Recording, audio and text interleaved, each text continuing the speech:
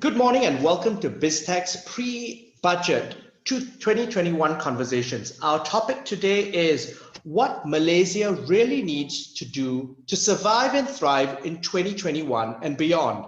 Now we have with us two distinguished guests. We have Chong Yew Keat. He's an economist, macroeconomics, trade and investment at the World Bank Group. And we have Jalil Rasheed, former Group CEO and President of PNB. Welcome to the show, gentlemen. Thank you. Thank you. Thanks for having me. Now, let's start by taking stock of the current situation. Yew Keat, could you paint us a picture from a macroeconomic perspective of the current situation in Malaysia? Now, starting with perhaps some of the insights and findings from the World Bank's Malaysia Economic Monitor, which you published in June. Oh, sure. Perhaps I could start with the global picture. Latest data suggests that activity has picked up considerably in across the world, in most advanced economies, in emerging economies as well. But the recovery path speed has been rather uneven and also prone to setbacks. We see like some parts of the world, like China, has been growing faster than we expected. But some other countries has been struggling with the second wave, the third wave of the COVID, right? Like the countries like UK has to impose the stringent containment measures again, and this will certainly have an impact on short-term recovery prospect. And though they are generally less restrictive and with lesser impact on domestic economy. Now, zooming into Malaysia. The recent data similarly points to significant improvement in Q3, but that's before the second wave, and with all this CMCO and other containment measures in place, that will certainly affect near-term prospect, especially in services sector. Our latest projections of 2020 4.9%, minus 4.9%, and next year 6.3%, but that was done before the second wave that we have to adjust accordingly. One thing I must say though is that any numerical growth forecast at this point, especially we are talking about unprecedented the crisis, subject to unprecedented level of uncertainty, right? And like it very much depends on how this COVID will evolve. Here in Malaysia and also globally, like how government will respond to it. How effective has the government response been? How would the private sector, the household firm react to this?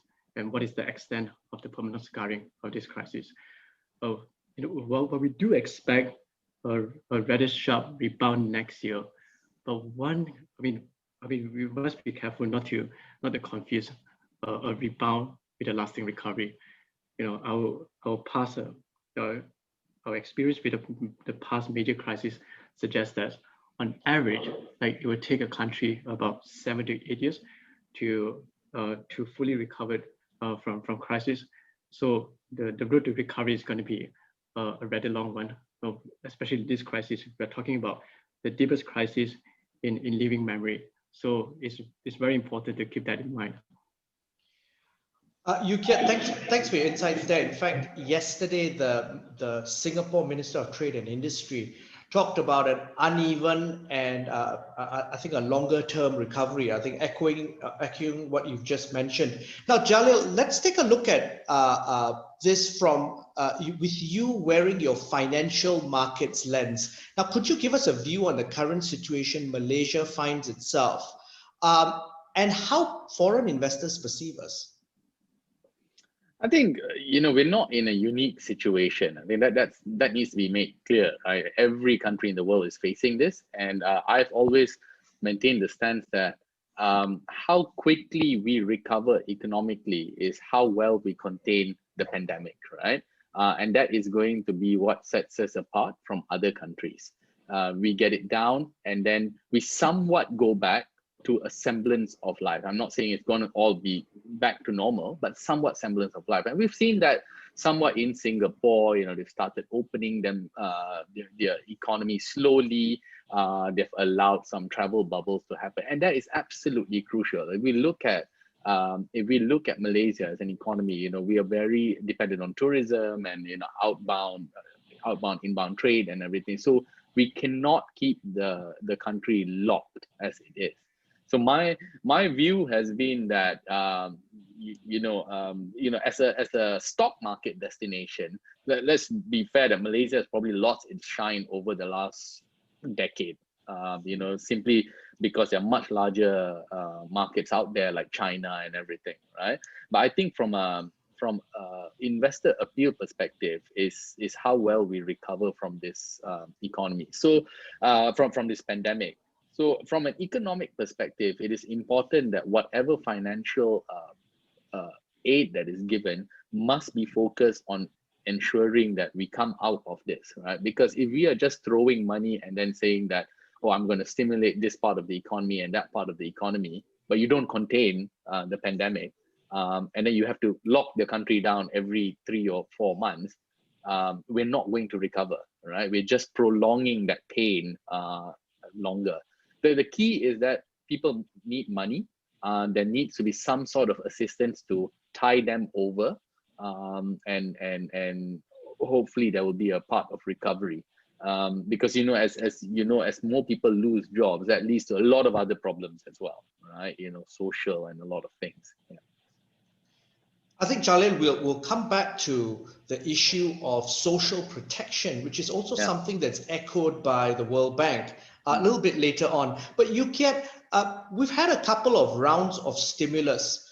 What is the data telling you in terms of the actual impact on the ground? Maybe I could start with size first. In terms of the scale and scope on the stimulus, the total economic stimulus package in Malaysia has been relatively sizable compared to what we saw in many parts of the world, especially in emerging developing countries. We're talking about a size of total the 300 billion, and though the direct fiscal injection is only about 1/6 of this, partly due to relatively limited fiscal space, but still the increased spending of social spending is more than 2% of GDP. That's 4 times the size of its pre-COVID level, and Malaysia is also has been able to implement this all these social protection programs, fiscal support programs faster compared to its peers in the region.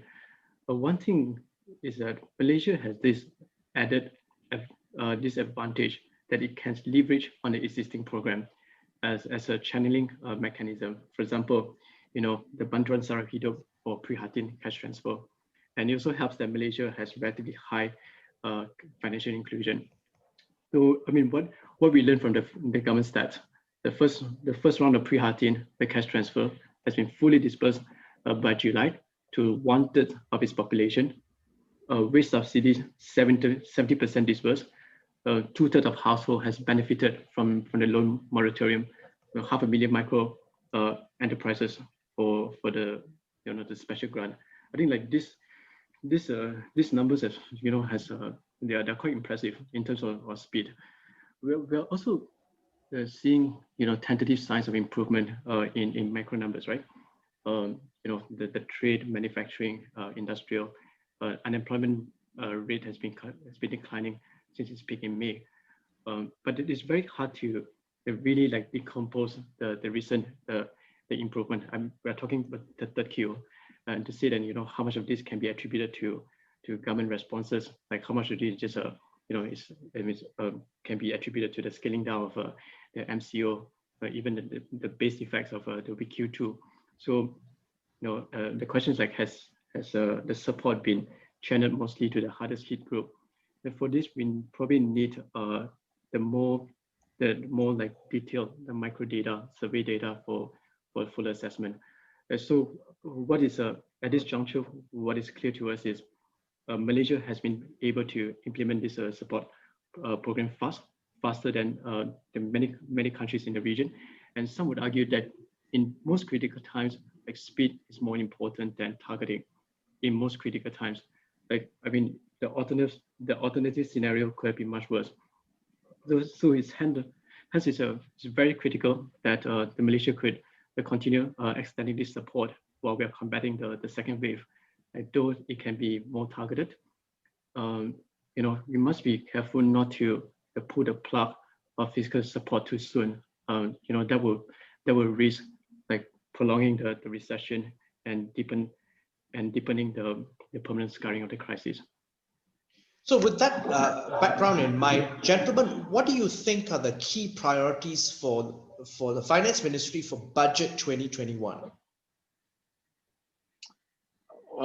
Probably I'll take that. I really think that they have no choice but to dish out more assistance, and the more people are losing jobs, and as you know, our wage inequality is quite huge. So there's not a large number of savings that people have. At best, people can go on for 1 month without a job, and that is something that the government needs to look into, whether this includes an extension of the loan moratorium or reduction in, say, EPF contribution, just putting more money in people's pocket. There needs to be a repriority in terms of what they spend on. As you know, Malaysia spends more money on OPEX than CAPEX.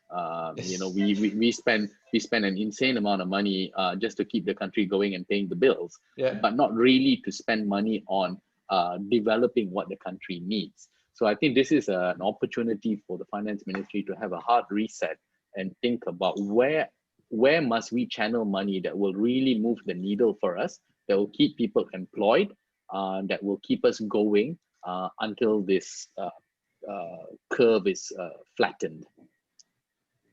I think one of the key things is, and just to elaborate on it, the key challenge I think with this budget is also the following: a couple of key issues, which is essentially managing the trade-offs between providing near-term support, I think, then looking at the long-term recovery, and then the problems that we have to address, which are basically, hey, we have structural issues in the economy. We also have to address the fiscal legacies of this crisis. So what are your thoughts on that, Yew Keat? No, you're absolutely right. And the government has to manage all these trade-off, and we do see like this, or all these elements in the budget teams. So I can't wait to see what's in store today. But it would also be nice to see a very clear set of strategies for the different phases of the crisis. Like Jalil mentioned like over the next few months, well, we have the immediate challenge of the second wave. And I do expect, and it'd be nice to see many of these the existing support programs to be extended. Though they can be more, more targeted. So again, we have to be very careful not to pull the plug of fiscal support too soon. At the same time, the government will also need to set this side beyond the next few months, right, to navigate the longer term recovery. And then the budget should have a clear fiscal strategy to facilitate the necessary economic adjustment. The relocation in labor market, for example, to ensure Malaysia remain competitive, remain resilient in a structurally different world after the crisis. And finally, it will be very important to also keep an eye on the fiscal legacy of the crisis, to make sure that our debt is sustainable, to ensure it's resilient against future shocks. Fiscal policy, we have to deliver more with less than now, and in the later phase, when in recovery, to make tough choices about facing revenue and reprioritizing. Can I stop you there, Yew Keat? Because I think one of the key things also, and Jalil will have more insights on this, the Finance Ministry has actually has a delicate balancing act of also ensuring that we spend money, but that don't spend too much money, because the rating agencies are going to downgrade us. And this came out of a conversation that I had with Stephen Innes earlier this week, where he mentioned, and we asked him about the Malaysian economy, that there's a real issue there about a risk of that happening. Jalil, what are your thoughts on that? So I think there are a few levers the government can pull, right? One is that we need to redirect our spending, right? It's now the right time to go out and build a mega project and everything. No, it's not, right? So redirect that. I'm of the view as well that at this point in time, no rating agency will downgrade a country for spending during a pandemic, right? But there lies the challenge for the government, purely from an execution and track record perspective, of making sure that whatever that is borrowed needs to be targeted and spent wisely. So it's not, for me, the challenge isn't really for the government to go out there and say, look, this is times of crisis. I'm going out there, I'm going to borrow money because the interest rate, domestic borrowing interest rates are low. But then it's also because the past track record of spending hasn't been good. Great. Yes. Yeah. Yes. So I think that is the challenge in order to convince. So it's not the question of going out there getting more money. It's how you spend it. Yeah, I totally agreed with Jalil, and also I just want to say that Malaysia is not an outlier when it comes to this the build-up of that. Right, globally, we expect the deficit to surge by 9% this year, and the government debt to approach a record high of almost 100% of GDP. So again, it's about putting a premium on careful design, implementation, and having a sound medium-term fiscal framework for eventual, for debt sustainability. In crisis, there's also opportunities. Now, how can we take advantage of this crisis and the overall global uncertainty and really set the stage for long-term growth for Malaysia?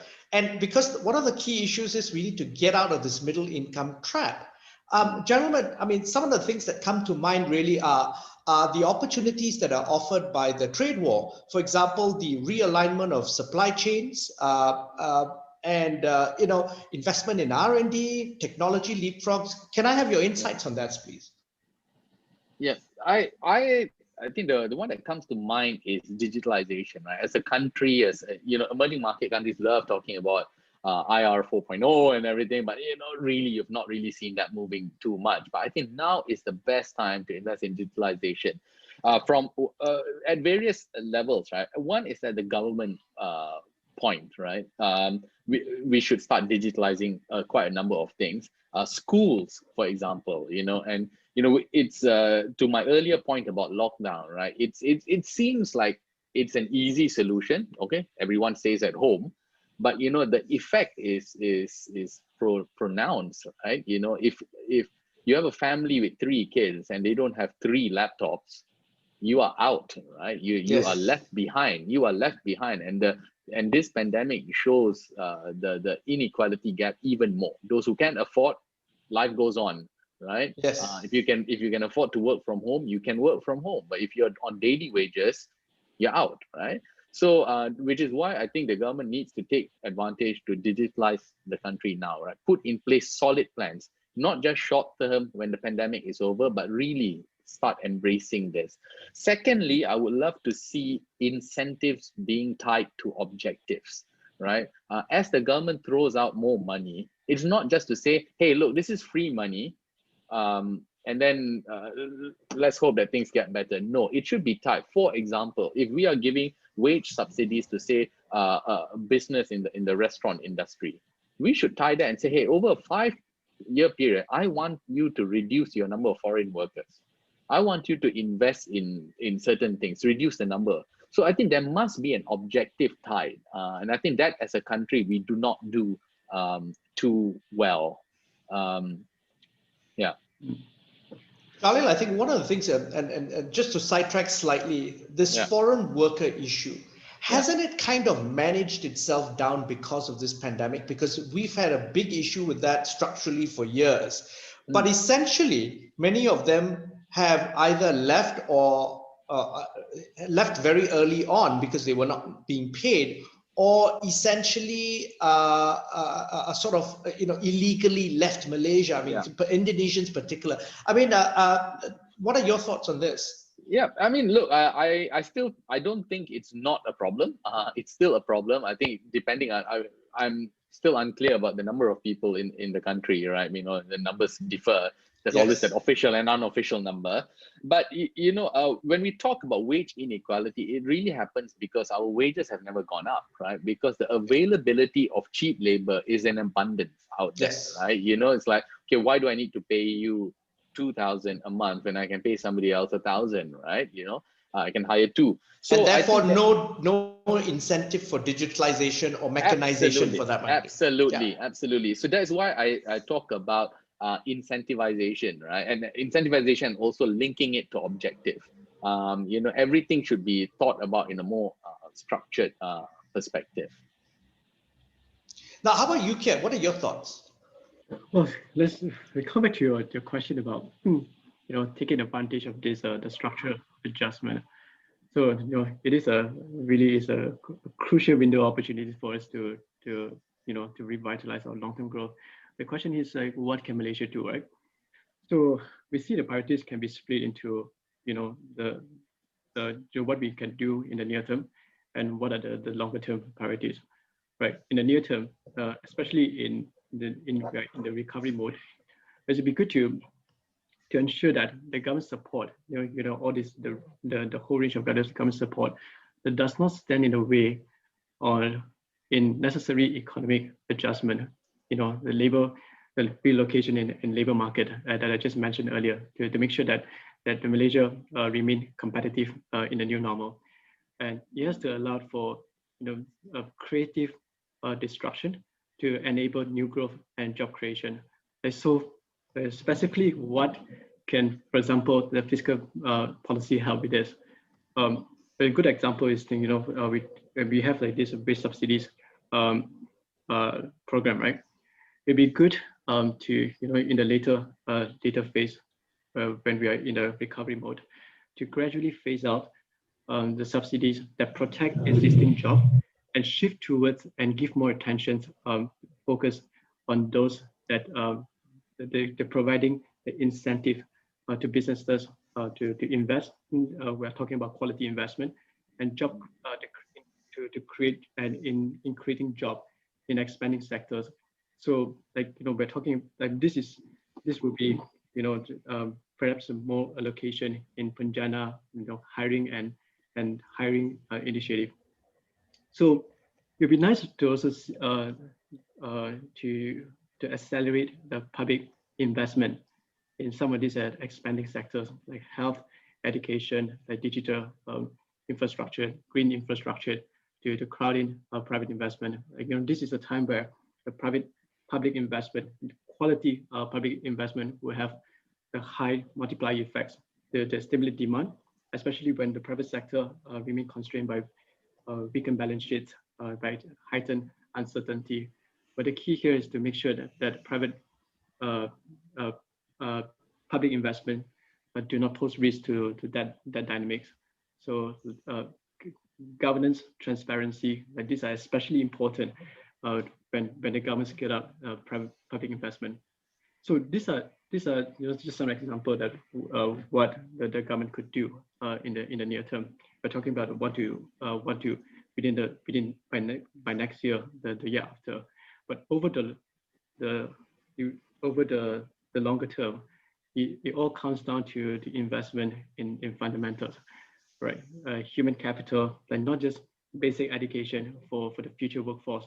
We're also talking about skill building, rescaling for the existing workforce, the increased economic opportunities for women, strengthened effectiveness of competition policy, the ensured competitive neutrality between the public and private operators, strengthen institutional quality. And I just want to pick up the point that Jalil mentioned earlier. With all these structural trends and the changing nature of work, it is also important to enhance social protection system and to provide minimum protection to all those that they're not able to fully benefit from the shifting trends and help them with the transitions. So this has to be, all this has to be fiscally sustainable, and it also mean that this will require the deeper fiscal reforms on revenue side later. So yeah, I mean we have quite a bit to talk. We have to go into detail on this. We may have to extend the session, but yeah, this is just a yeah.